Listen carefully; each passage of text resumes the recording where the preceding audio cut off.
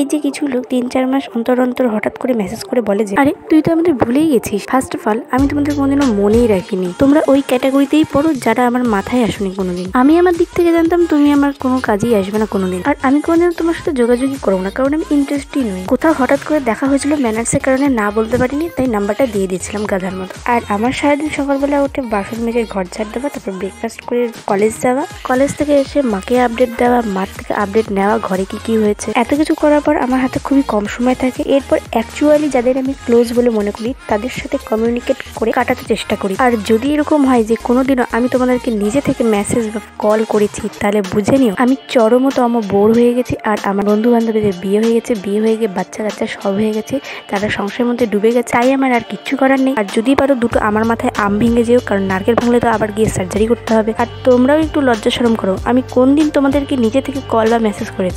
আমাদেরকে মনেই করতে পারিস না, আমাদের তো ভুলেই গেছিস। তুমি কি বিরিয়ানি 4 দিন পর তোমাদেরকে মনে করতে হবে? তুমি তো মিষ্টি কুমড়া ক্যাটাগরিতে পড়ো, তোমাদেরকে দেখলেই গা চুলকায়।